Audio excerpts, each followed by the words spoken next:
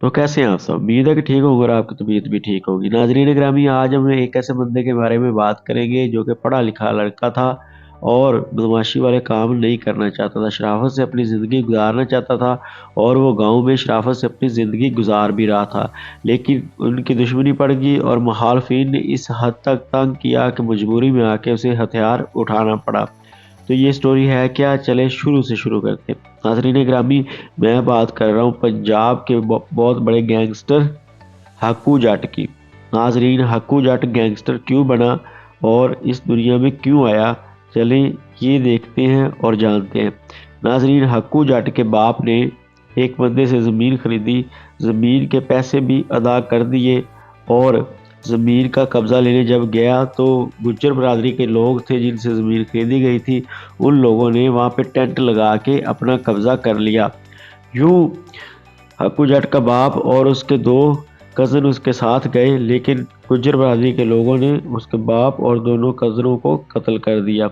यूँ नाज़रीन ग्रामी, दुश्मनी का आगाज़ हो गया। हक्कू जाट ने हथियार उठा लिए और गुज्जर बरादरी से बदला लेने की ठान ली और अपना ग्रुप बनाना शुरू कर दिया। लेकिन नाज़रीन ग्रामी, इलाके के मोतबर बंदों ने बीच में आके इन लोगों की सुलह सफाई करवा दी।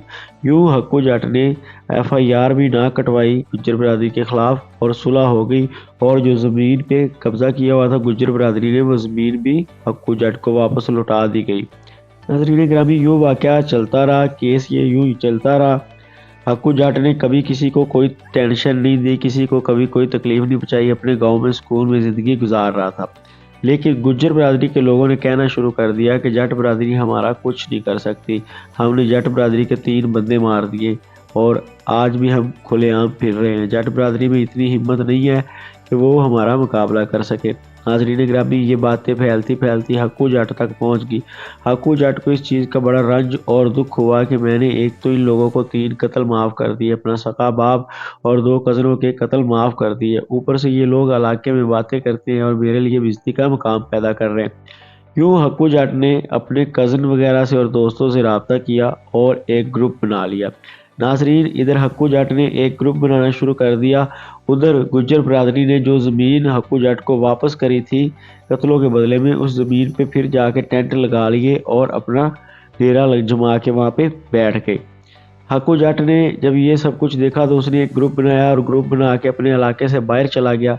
एक दिन गुज्जर बरादरी की बारात जा रही थी कि हक्कू जाट ने बरादरी की बारात रोकी गुज्जर की और 20 बंदे उनसे निकाल लिए और पुलिस की एक वैन चोरी की हुई थी, उस वैन में 20 बंदे डाल लिए और अगवा करके ले गया। नाज़रीन ग्रामी, पुलिस ने काफ़ी छापे मारे, काफ़ी जगह पे रेड करी, लेकिन हक्कू जट का कहीं पे भी पता ना चला। 4 दिन बाद 16 बंदों की लाशें उसी गाड़ी में बरामद कर ली गई, लेकिन 4 बंदे वहाँ से गायब थे। नाज़रीन, हक्कू जट वो 4 बंदों को लेके कहीं और चला गया और उसने जाके उन चारों को भी कत्ल कर दिया। यूँ गुज्जर बरादरी के 20 बंदे कत्ल कर दिए गए। अब गुज्जर बरादरी भी तैश में थी।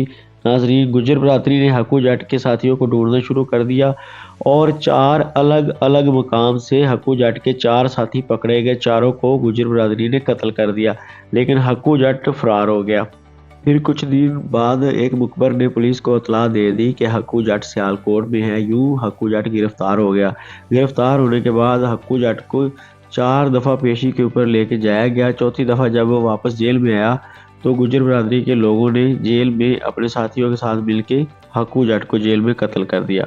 नाज़रीन ग्रामी, जब तफ्तीश की गई तो गुज्जर बरादरी के लोगों का नाम आया। यूँ गुज्जर बरादरी के लोगों के ऊपर FIR होगी और FIR होने के बाद उन लोगों ने अपने असर और रसूख से FIR भी खारिज करवा ली और 2-3 महीने के अंदर जेल से बाहर आ गए।